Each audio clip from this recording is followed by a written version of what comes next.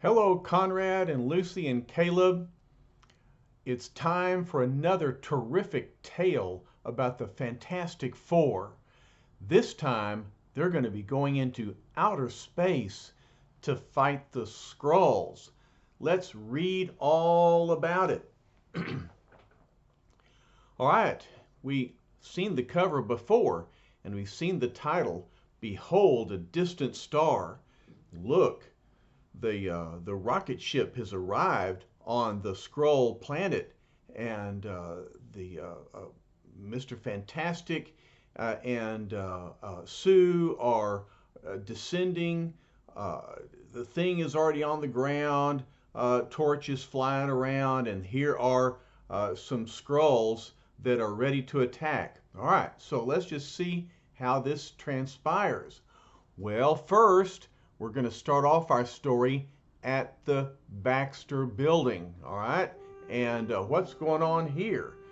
Uh, with the wedding of Reed Richards and Sue Storm not far away, the world's most colorful quartet finds it difficult to concentrate on anything else. And yet, there is still work to be done at FF headquarters as our mind-staggering tale begins. We find Ben and Johnny trying on their wedding clothes when suddenly and unexpectedly the teenager bursts into flame. What's going on? The torch says, stand back. I'm flaming on. I can't stop myself. But look what's happened. Reed came in. He says, Ben, Johnny, I've something to show you. Johnny, what happened? And we see the Thing getting all dressed up in his fancy tuxedo. He says some kids will do anything to get out of wearing a monkey suit, and I don't blame them. Reed realizes it must be my new power ray. I should have turned it off before entering. Well, yes, I think so. And so we have this little editor's note. Again, the world's greatest comic magazine affirms its leadership with this eye-filling spectacle. All right, so let's read about the spectacle and see what's going to happen. So, as Reed turns off the machine, he says, sorry, Johnny, I've been working so hard to complete this project before the wedding that I'm afraid I've grown careless. Torch doesn't care. He says, just cough up the dough for the new tuxedo, boss man, and it'll be okay.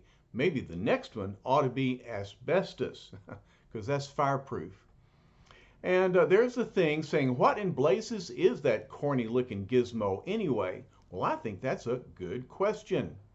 And so Reed explains, to put it simply, it's a variation of a power amplifier. It draws energy from an unknown source from somewhere beyond the confines of our solar system and converts it into raw, usable power.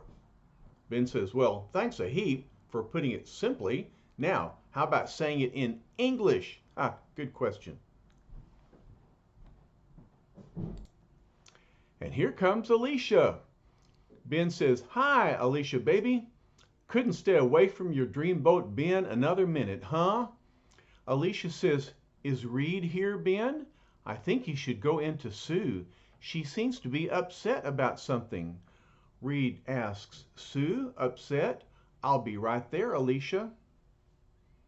And so he walks in the room and he extends his arm carrying flowers. He says, Sue, darling, I don't know what's troubling you, but perhaps these flowers I took from the vase inside will make you feel better. Sue says, I'm afraid it will take more than some flowers, Reed, dearest. And look, she's looking at a screen with outer space out there. Reed says, I've never seen you this way before. Tell me, Susan, what is it? Have I done something? Oh, no, Reed, answers Sue. I just wish it were something that simple. It's my father. I simply can't reconcile myself to the idea of his murder going unpunished. But Sue, says Reed, he was killed by the Skrulls. His death was planned on a planet countless light years from here, and he gave his life to save us, to save all of Earth. Isn't that enough comfort for you? Do y'all remember that story? The story of the Invincible Man, where the Super Skrull pretended to be Sue's father, and then in the end, uh, Sue's father was killed by the Skrulls. But Sue says, "No, I'm not comforted, for so long as the Skrull menace remains, they might infect the rest of the stars at any time. Who knows when they'll strike again?" And even as the two lovers speak to each other, a Skrull space yacht cruises through the evening sky in a far distant galaxy. And this is Princess Anel speaking. She says, "My lord Morat, is it not time we return to our home planet?" Morat says, "Not yet, my lovely princess, not while this anger still rages in my heart." "But Morat," says Anel, "you know I love you. Why should your heart be so filled with rage?" He says, "It is your father, the king. He still refuses to consent to our marriage. He still distrusts me, his greatest, his most powerful warlord. Was it not I who arranged for that earthling to die when he returned to his home planet? Did I not do it for the glory of the Skrull Empire?" But Anel says, "It was a cruel, a heartless deed. Oh, why do I love you so?" Why indeed would she love such a cruel, heartless man? And so now they are flying low over a herd of animals, and Anel says, "Morat, no, please, do not shoot that harmless game. The natives of this primitive planet use them as beasts of burden." Morat says, "Silence, Anel, you are not yet my wife. None can tell Warlord Morat where to hunt or what to hunt. I do what pleases me, and it pleases me to revel in my power." Mm. "Look, Anel, see the steady hand, the piercing eye of the man you love. See how nothing that lives can escape from Warlord Morat." Anel says, "All I can see is the heart of a savage beneath the cloak of a nobleman. You frighten me, Morat. I wish we had never met." Meanwhile, back at the Baxter Building, Thing says, "Hey, now where's everyone skipping off to? What about the wedding rehearsal?" Reed says, "We're postponing it, Ben. There's something which Sue wants me to take care of first, and I'm going to do it. We're going to the planet of the Skrulls to bring Dr. Storm's murderer to justice." Johnny says, "What? You must be joking, Reed." Reed says, "I'm not joking, Joni. I'm not joking, Johnny. We're going to do it." Ben says, "Richards, you're a professional nut. Even if you find a way to get there, I ain't tackling a whole planet just on your say-so. I didn't mind taggling with the Hulk or Submariner or Doc Doom or any of those other superpowered screwballs, but a whole planet? Yeesh." Alicia says, "Ben dear, I know you're only thinking of me, but you mustn't. I'll understand. I know how much this means to Sue and to Johnny, and I know you'd never let them go without you." And Ben looks at Alicia and he says, "You know something, Honeybug? In this whole corny, crazy, cockeyed world, there's one little blind gal who can see things clearer than anyone else. Take care of yourself, baby, 'cause you're the greatest." All right, yeah, she's Honeybug. 2 days later, boosted by a giant Saturn rocket from Cape Kennedy and fitted out with a new thrust drive mechanism adapted from Reed's Power Ray device, a roaring prototype spaceship heads toward the unknown. And Johnny asks, "Reed, how did you ever get NASA itself to go along with your plan?" Reed says, "Well, Johnny, I've done a few favors for them in the past, and they were anxious to test my new power thrust drive anyway." And Sue says, but Reed, darling, they're so many light years away. No matter how fast we go, we'll never. But Reed interrupts. He says, we're not going through normal space, Sue. Our flight will utilize a space-time warp. In fact, we're about to enter it now. Ben says, if I saw this on the Twilight Zone, I'd think they were kidding. Hey, what's happening? What is happening? Look, the spaceship is going into this energy field and disappearing. Seconds later, when the great ship stops trembling, Reed commands, nobody speak. If I make the slightest error in my computations, we could be forever lost in the endless abyss of subspace. Ben says, now, he tells us. Look, as they're going through subspace, look at all the colors and the swirls. As the long, torturous, incredible flight continues through the mysterious space-time warp, not a sound is heard, save the muffled ticking of the ship's clock, until... Hang on, says Reed. The next few seconds will tell the story. We're ready to bridge the gap between galaxies. Here we go. Ben says, but it doesn't feel like anything. You can have more fun on a roller coaster at Coney Island.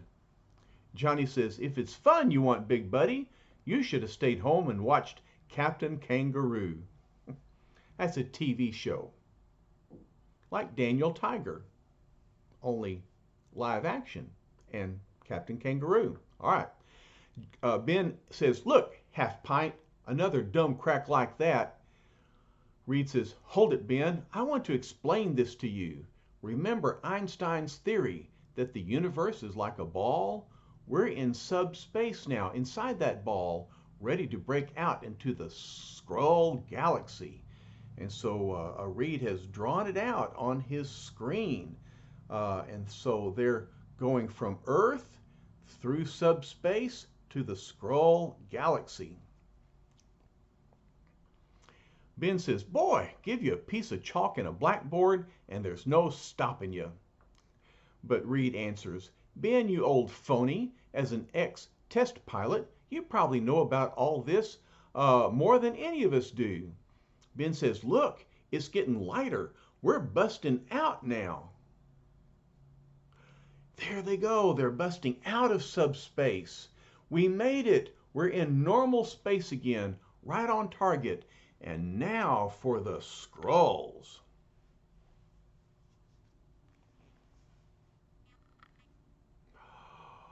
Look there, into outer space. For those of you who might claim our tale is too far-fetched, we offer evidence. This photo, taken by remote control via a special camera, ejected from the ship at that precise microsecond. Unfortunately, the quality of the picture is a trifle hazy due to the fact that no film made on Earth is specifically intended for use in the murky Skrull atmosphere. And so, the editors of the Fantastic Four comic book want you to believe that this picture was actually photographed in outer space. All right, Reed says, fasten your seatbelts. According to my calculations, the planet we want is directly ahead. And then Ben says, gee, it's hard to believe that you're the same guy who got lost walking to the grocery store last week. It's a very interesting picture for a comic book, right? I like that. Minutes later, the mighty ship makes a smooth, uneventful landing. And then Sue says, Reed, look, ahead of us. Are they Skrulls? Reed answers, no, dear. They just seem to be a harmless humanoid form of fauna. So they're like plant people. Johnny says, looks like they're more scared of us than we are of them. Ben says, one of them looks like my dear old Aunt Petunia wearing a beetle wig. All right, poor Aunt Petunia. But then suddenly, Reed says, Sue, your force field, quickly, we're being attacked. So she throws up her force field and defends them. Johnny realizes, wow, just in time. What's going on? Who is attacking? Well, of course, it's the Skrulls. And all of a sudden, Sue's force field disappears. Reed asks, "What happened, darling?" I don't know," answers Sue. "The force field faded away after just a few seconds." Ben says, "Don't worry about it, kiddies. There's nothing they can throw at us that a little bit of muscle won't take care of. My muscle, that is." And Tort says, "While you're flexing, Big Mouth, I'll start flying. Here they come. Flame on!" And the Skrull says, "Our earthly enemies, destroy them." Oh my, the Fantastic Four facing the Skrulls. But look what happens to Johnny. "So you know who we are, huh? Well, it won't do you any good." I don't get it. My flame went out after only a few seconds. But how? The Skrull says, "Quick, use your freeze ray on him." And Johnny hollers, "Hey, Ben, stop picking daisies and come a-running. I can't flame on again." Ben says, "I hear you talking, buddy boy. How about trying that pop gun on me, you creep?" And then he says, "Gangway, it's clobbering time." Johnny says, "Give him one for me, big fella." And look, the thing grabs this great rock out of the ground. And Reed says, "With luck, perhaps I can lasso all of them at one time. Then we can hold them for questioning." The Skrull says, "Stand your ground, you craven cowards. We Skrulls are the equal of any Earthlings. I'll shoot the first one to retreat." Oh, he's talking to the Skrulls, telling them that they're cowards and they shouldn't retreat. But before Reed's pliable arm can find its target, a startling series of events occurs. First, the mighty thing suddenly collapses under the weight of the giant boulder, which he had effortlessly lifted just seconds before. And there he is on the ground with the boulder on top. He says, "For the love of Pete, all of a sudden I feel like a blasted weakling." While the incredible arm of Mr. Fantastic loses its resiliency and snaps back to normal size as if it has a mind of its own. And he says, I can't control my limbs any longer. My body has lost its ability to stretch." And of course, remember, Sue's force field disappeared earlier, and she says, "Reed, this is terrible. We all seem to have lost our most vital powers." So sure enough, there are the Fantastic Four on the Skrull planet with no powers and Skrulls bearing down on them. Meanwhile, the battle-wise Skrulls lose no time in pressing their sudden advantage. He says, "Now, while they're helpless, give them a blast with your immobilizer ray. Fire! Whist!" Then, less than 60 seconds later, "Take them to Warlord Morat. He will reward us handsomely." By the time the Skrull's immobilizer ray has worn off, the captured quartet find themselves in a strange, unearthly prison. Johnny says, "Why can't we ever win an easy victory? How come we always have to do it the hard way?" Thing says, "What makes you think we're going to win this one, Junior? Without our power, we couldn't fight our way through Yancey Street." Reed says, "We've got to test ourselves right away and see just how much power we've lost." Sue says, "Oh, Reed, if we're helpless on an alien planet." Johnny tries to flame on, but says, "It's no use. All I can muster up is the power of a couple of soggy matchsticks." And the thing says, "But how can a living doll like me lose his strength? Maybe I was just imagining things. I'll give her the old whammo and make sure." Whap! Did you hear that? Nothing but a puny whap. Me, who used to never get anything less than a baroom, or at least a kapow. Reed says, "You just barely chipped the wall, Ben. You are weaker, old friend. The one thing I didn't expect, something in the scroll atmosphere has destroyed our powers." "Look," says Johnny, "we're being watched. It's one of the scrolls." Reed says, judging by his insignia, he's a high-ranking officer of some sort. He seems to be trying to make up his mind what to do with us. Enel says, "Morat, if you've captured 4 Earthlings, you must tell my father. The king must know about it." And Morat says, "Of course, my beloved Enel. I have no secrets from our noble sovereign." And so we find out that Princess Enel is the daughter of the king. She says, "Oh, Morat, even though you have won my heart, my head tells me not to trust you. If only you were not so ruthless, so ambitious." Morat says, "Foolish child, all I desire is to serve my king and my princess." What do you think? Do you think Morat is telling the truth? Do you think he only wants to serve? Or does he want to rule? "Now go, my lovely one, for I have man's work to do, and have no fear." "Very well, Morat," answers Enel, "I shall do as you say, but remember, you must deliver the Earthlings to my father at once." Now, Morat says, "She's gone. To me, my loyal warriors, the time is come for action. Fate has given me the means to overthrow our weakling king. Soon the crown shall be mine." His soldier says, "Wherever you lead, we shall follow. Noble Morat, tell us your plan." "We must slay the Fantastic Four. Then the entire kingdom must learn that they died at my hands. I shall be acclaimed as the galaxy's greatest hero. 3 times before the Earthlings have foiled our plans. Now it takes Morat to destroy them."